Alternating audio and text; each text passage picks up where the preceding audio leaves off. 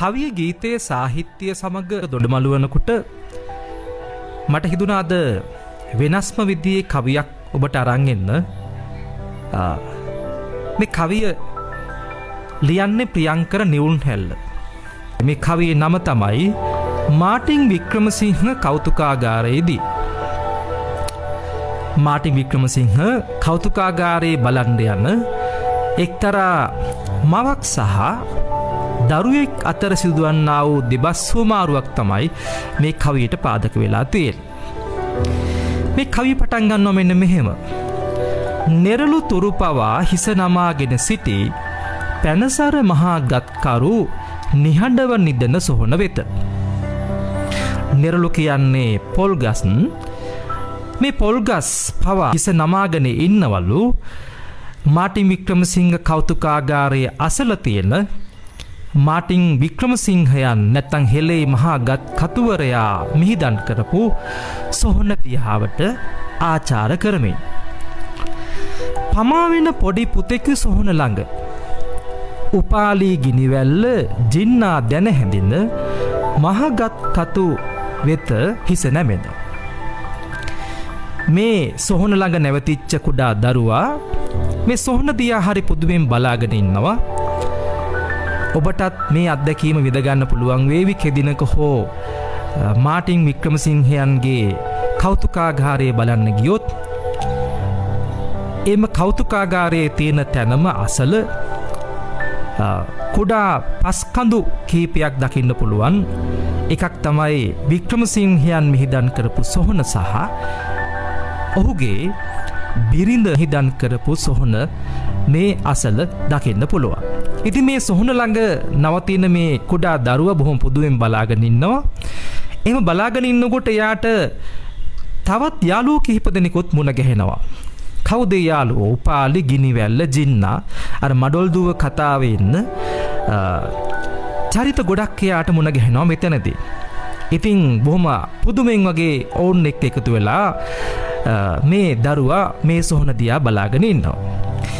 ඉතින් පස්සේ මොකද්ද වෙන්නේ? ඇද පොඩි පුතු සුරතින් මව පවසයි යමු යමු ළමයෝ ඔතන නොවේ ගොඩක් වැදගත් ශිෂ්‍යත්වයට අහන ගොඩක් දේවල් තියෙනවා අර අතන. ඔරු පාරු බත්තල් හැමදේම කෞතුකාගාරය තුල තියෙනවා එන්න යන්න. අර ළමයාගේ අතින් ඇදගෙන අම්මා කියනවා පුතේ ඔතන නෙවෙයි අපිට වැදගත්කම තියෙන්නේ. ශිෂ්‍යත්වයට අහන ගොඩක් දේවල් තියෙන්නේ ඔතන නෙවෙයි. අන්න අර කෞතුකාගාරය ඇතුලේ අපි එතනට යමු.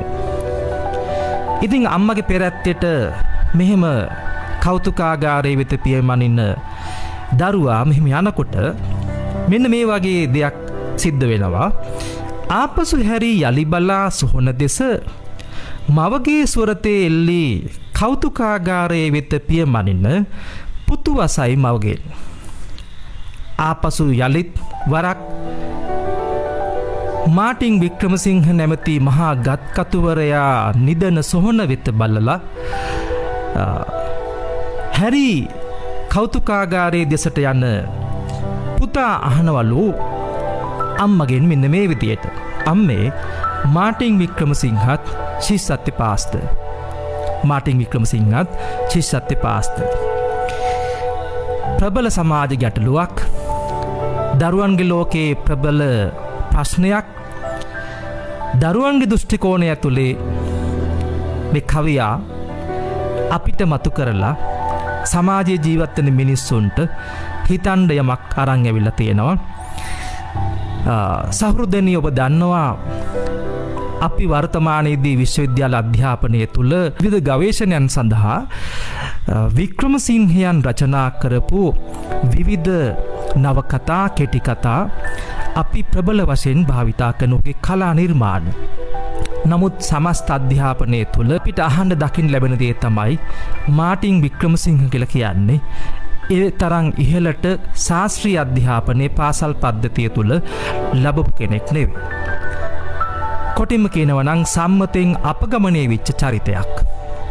මේ ලෝකේ මං හිතන්නේ අතීතයේ සිට වර්තමානයේ දක්වා මේ ලෝකයට වැදගත් දේවල් දායාද කරපු මිනිස්සු ගැන අපි සලකලා බැලුවොත් ඒ සියල්ලම සම්මත රාමු වලින් පිටපැනපු මිනිස්සු. වර්තමානයේ අපි දකිනවා ගොඩක් වෙලාවට සම්මත අධ්‍යාපනික රාමුවන් ඇතුලේ කොටු කරමින් දරුවන්ගේ ලෝකය, ඔවුන්ගේ කවිය සාහිත්‍ය සමග දොඩමළු වන ඔවුන්ගේ ළමා කාලය, ක්‍රීඩාව, ළමා ක්‍රියාකාරකම් ගොඩක් ඔවුන්ට අහිමි කරමින් අධික පොත් කන්දරාවක් ළමයින්ගේ හිස මතට පටවමින් දරුවන්ට විශේෂ දැනුම පොවන සමාජයට ප්‍රියංකර නිවුන් හැල්ලයන් අපූර්ව පණිවිඩයක් අරන් එනවා දරුවෙක්ගේ දෘෂ්ටි කෝණය ඇතුළේ. එහෙනම් සහෘදේනි, ඔබටත් යමක් හිතන්න මේ කවිය තුළ ඉතිරි කරමින් යලිත් දවසක හමු වනතුරු සමුගන්නම්. හැමෝටම සුබ රාත්‍රියක්. බොහොම ස්තුතියි.